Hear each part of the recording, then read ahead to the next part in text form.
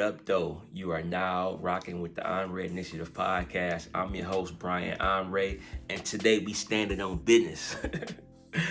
I just wanted to say that, standing on business. That's the term everybody uses these days, standing on business. You know what I'm saying?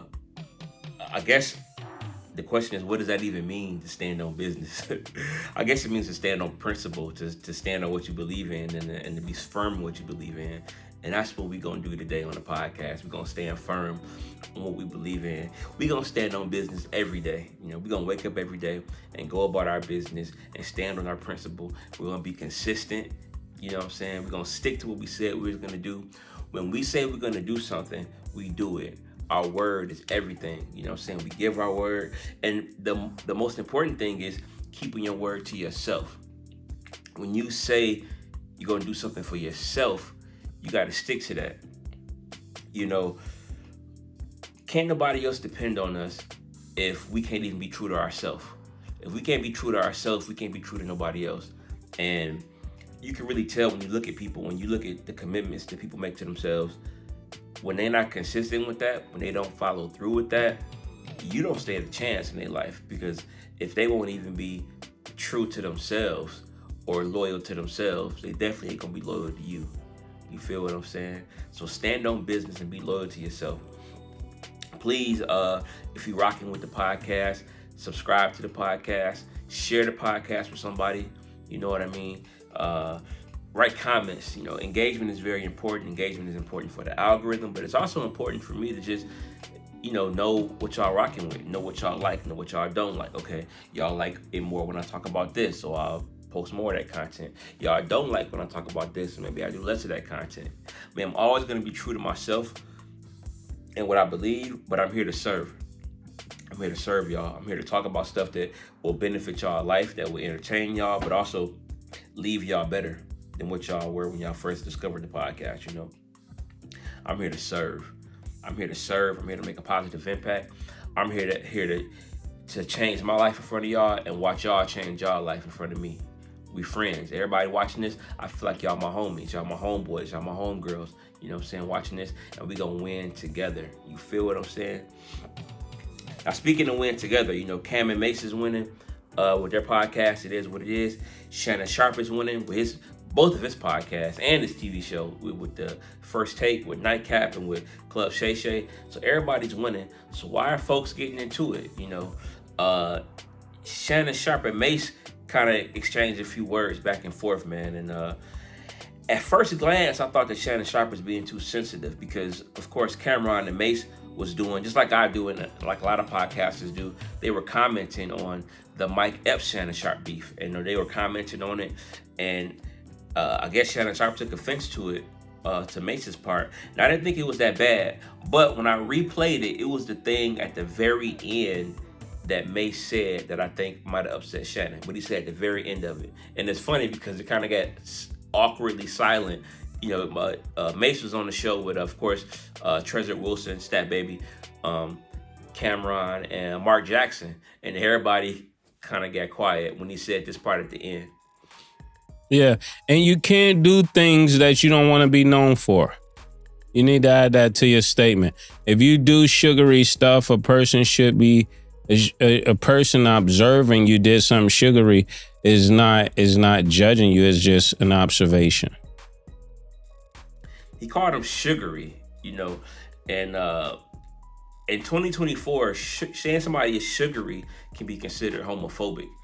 And it's odd because, Mark Jackson was on that panel as well. And people say that, the reason Mark Jackson is blackballed is because they say he was homophobic. He's a pastor, and they were saying that he talked in homophobic ways. He was very homophobic when he was with the Warriors, and some of the Warriors' leadership is a part of the gay community.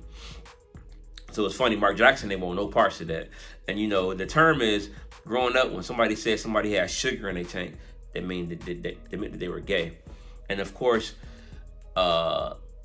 the jokes that Mike Epps was making against Shannon Sharpe on stage that started the whole beef was he was saying that he was insinuating he was gay, but he was joking. Now Shannon Sharpe did say in his initial beef with Mike Epps, he didn't care about people calling him gay. He didn't care about that. People call him gay all the time, and it didn't bother him. But apparently something bothered him about Mase because he kind of threw some shots at him on Nightcap. Yeah. Even everybody. I mean, there's this pastor that that used to with that I guess now he a gangster pastor. All of a sudden, talking about he wants somebody to pull up. They got them out there now. Now all of a sudden, I mean, he gonna do so much. He need to sit his little roly-poly ass down. But this is what I do. And at the end, he called him roly-poly. You know, I ain't heard the term roly-poly in years. You know, that's something we said growing up in like the 90s, you know. Sit your fat roly-poly butt down, you know. When you want to insult somebody, you call them roly-poly. You know what I'm saying? Yeah, that was a fat joke. And it's funny, so Shannon Sharpe kind of went below the belt talking about Mace's weight. What his weight got to do with it? So he throwing shots, you know. I kind of think Shannon Sharpe is going sensitive, man. He's so sensitive. Obviously, Mase was joking around. And Mase even said in his commentary that it's all satire. We just playing, you know. And I think Mike Epps had a point when Mike Epps said that, you know, Saturday Night Live was making fun of Shannon Sharpe. And Shannon Sharpe thought it was funny. It was an honor when Saturday Night Live made fun of him. But when like Mike Epps and Mase do it, it's a problem. I just think he got to stop being so sensitive, man. And but it was funny hearing him call him roly-poly. And the term sugary, you know, it was funny. I'm not gonna lie. It was sugary, you know. To me, I got a weird sense of humor, but to me it was just funny, man. Hopefully those brothers can work it out. But again, like Shannon, man, you being sensitive, bro. People make content all the time, you know what I'm saying? So I don't know, man. But shout out to Mase, shout out to Cameron, shout out to Shannon Sharpe, you know, whatever, man. But you know, just reporting on it, you know what I'm saying? It was funny to me. And speaking of beef, people being at odds, man, Chris Brown got some grievances with the NBA. Apparently, Chris Brown, he posted something on his Instagram about the NBA's Celebrity All Star Game, which happened Friday night. That's the game that 50 Cent and Shannon Sharpe coached, and then Stephen A. And Lil Wayne coached. You know, it was a fun game. And everybody that knows Chris Brown knows Chris Brown is a serious basketball player. He can play basketball really well, and he's one of the better entertainers that plays, you know. And we all know that he had a troubled past. You know, he was convicted of domestic abuse against Rihanna. I'm not going to rehash it too much, but the pictures show, and you can Google it. I'm not going to show it, but you can Google it. He beat the crap out of Rihanna, you know, if you ever want to see that. And it was a long time ago. It was over 10 years ago. You know what I'm saying? Very, very, very long time ago. I do believe in forgiveness, you know what I'm saying? But at the same time, certain things you do is going to stick with you. It's just the way it is, man, you know? If you know, harm a child or, you know, or molest a child, if you murder somebody, and domestic abuse, they're kind of close, you know, child abuse or pedophilia, murder, and abuse against a woman. Those are like, I'm not saying those are equal, but they're very close as far as offenses go. And sometimes people ain't gonna forgive you. So basically, Chris Brown said the NBA asked him to play in the Celebrity All Star Game and invited him. And they later said, I'm sorry, but our sponsors don't want you to play. Specifically, they named Ruffles as a sponsor. You know, Ruffles sponsors the NBA. They got the bags with the players' faces on it. They're saying Ruffles didn't want you to play. And Chris Brown apparently like posted emails to prove his point. You know, and he was saying that, you know, he was upset. And then all the comments were talking about, you know, they're not gonna eat Ruffles no more, and they don't rock with Ruffles no more. Even Rap Snacks jumped in a conversation and said, you know, hey, we don't discriminate. We cool with you, Chris. Ruffles released a statement, you know, saying that, hey, they don't choose.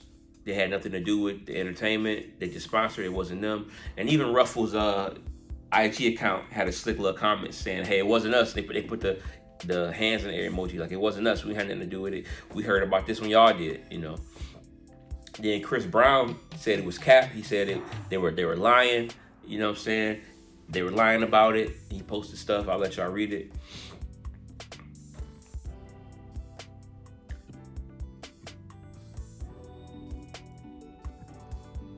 So yeah, you know, he's pretty mad. And my thing is, I can see Chris Brown's frustration and I can understand it to a degree, but I can also understand why brands don't want to rock with it. Sometimes when you do things, man, I think Chris Brown has to realize. Look, Chris Brown is a very successful artist, and he's been extremely successful post the Rihanna incident. After the Rihanna incident, he's been very successful. So I kind of think just enjoy your success. He's got a cult following. He's got fans that love him to pieces, that will go crazy over him. So enjoy that, bro. And the brands that will rock with you, embrace those brands. The brands that won't, don't worry about it. But to sit there and cry and complain about it, to me, it's not right, bro, because unfortunately something, and this should be a lesson to all the young people who are, even old people, but really especially young people, that sometimes you can do things that will stick with you, right or wrong. Maybe it is wrong, because as a Christian, I know God forgives us and we got to forgive. And when God forgives you, he treats you as if you never even did what you did. That's God. So oftentimes as a Christian, we get into the situation where we got to check ourselves because we want to hold stuff against people when God don't hold stuff against us. So we got to be more forgiving. But the whole world ain't Christian, and corporate America not Christian. You know what I'm saying? So unfortunately, and it's kind of like, how do you judge somebody's reconciliation? How do you know if somebody's really rehabilitated or not? Because some people say Chris Brown has a temper, he's got a bad attitude, and some people think that he hasn't changed. So it's kind of hard to judge that. All I gotta say is I forgive Chris Brown for what he did. Hopefully he's made the changes, and as a fan of basketball, I will have no problem with him getting endorsements. I have no problem with it, but some people might, and you got to respect it, Chris.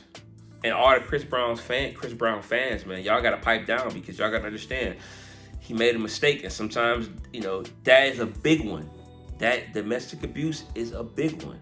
So I feel bad about it. I hope Chris Brown can move on, but I don't feel sorry for Chris Brown, because Chris Brown is doing real well for himself. He can have his own, and I think during the BET Awards one year, he had a celebrity basketball game, you know what I'm saying? So, go where you appreciate it, you know what I'm saying? BET rock with you, so love those that love you, and those that don't love you, just keep it moving, but don't throw a tantrum. And I do get it. I do understand the whole point of don't invite me, then take it back. That's kind of lame. And I will side with Chris Brown on that. Like, y'all got to get y'all stuff straight, get y'all facts straight, get y'all story straight. Don't invite somebody, then pull out. Don't do that. Maybe the NBA assumed it was cool, and then Ruffles spoke to him later. I don't know, but check with your sponsors first. Say, hey, we're gonna invite Chris Brown. How do y'all feel about that? Do that first, And maybe more information to come out later about this. I don't know, but it's an unfortunate situation. But hopefully Chris Brown can move on, and everybody can rock. You know what I'm saying? As far as new stuff, I want to get into some stuff I saw, some reviews. I finally watched the Vince Staples show. The Vince Staples show, I think it's 5 or 6 episodes on Netflix. It came out on February the 15th, the other day. And it's a really good show. It reminds me of Dave a lot. The Lil Dicky show, which I love. I haven't watched Atlanta yet, but a lot of folks say it reminds them of Atlanta. They said it's a West Coast Atlanta. It's a good show, man. I hope they renew it. It's a comedy, but it has some darkness to it. A little bit of darkness to it, you know what I'm saying? It has a slight Curb Your Enthusiasm feel, because you're following Vince Staples, who's playing himself, and it's obviously a fictitious scenarios, but it's literally him, you know what I'm saying? Rick Ross got a cameo in it. A lot of cool actors and actresses are in it, man. Kenya Barris is one of the producers on the show. Each episode is about 26, 27 minutes, so it's kind of a short show. You can binge it really quickly in one day, half a day, really. It's only 5 episodes or 6 episodes. But it's really good, man. I hope they renew it for more episodes, because I really enjoyed it, you know what I'm saying? We need to see more of that. Vince Staples, man, is a great talent. He's a good rapper, but I think he's even a better actor, and even a better comedic actor. He's got good comedic timing. And he wrote, he had co-writers, of course, but he wrote all the episodes himself with some co-writers. So shout out to Vince Staples. Have you watched the Vince Staples show? Let me know in the comments what you think about it, man. Also, I was able to see Madam Web. I'm a big movie fan, and I'm a big Marvel movie fan and comic book movie fan. So I was looking forward to Madam Web. Madam Web is in the Spider-Man universe, you know, and you know, Sony has the rights to Spider-Man and they work with Marvel, but Sony is trying to like do this kind of Spider-Man universe. You know, they had Morbius, they had Venom. Venom was cool. I didn't see Morbius yet, but I heard Morbius wasn't that good. But they're trying to like do this Spider-Man separate universe, and it seems to be falling flat. Madam Web was okay. I mean, there's some very bad reviews about Madam Web. I think Madam Web has less than 20% score on Rotten Tomatoes. The reviews are pretty bad. I don't think it's that bad as the reviews, but I didn't think it was really that good either. It was okay, you know. Is it worth the money to go see? Maybe. You know, it's kind of like, you know, I was falling asleep, you know, during the movie. It was kind of boring in some parts. To me, my biggest gripe with it is that Madam Web, the actual superhero, her powers is not that dope. Like, she's not really like her. I'm not gonna spoil it and let you watch it, but her powers weren't that impressive. She wasn't like kicking ass, you know what I'm saying? You know, and she's got three teenage proteges. Sydney Sweeney is one of them from Euphoria. I think it's the show Euphoria. She's one of the proteges. The proteges are all quote unquote badass, but they don't really like show it in the movie. It's like a prequel, and unfortunately, you know, the movie didn't do that good at the box office. It seems like they might not make a sequel because they're trying to set them up for stuff, but it might not even continue, you know. Yeah, it wasn't that bad, though, as some of the critics say, but it wasn't really that good either, you know what I'm saying? I thought the superhero aspect, it just wasn't that impressive, you know what I'm saying? But y'all can watch it, let me know what y'all think, man. So shout out to Sony and Marvel for taking another swing at it, but it just wasn't for me. What do y'all think about it? Let me know. That's pretty much it for today, man, on a Onrea Initiative podcast. I hope you all keep taking initiative to change your life. Hey, man, February, we halfway through February, more than halfway through February. Stick to those goals. Don't fall off those goals, man. If you have fallen off, it's not too late to start over. You can start over as many times as you want to with your goals, man. It's never too late to get it together. I'm rooting for you. I'm praying for you. I hope that you all win. I hope that we all win together, man. I love y'all. Let's get it.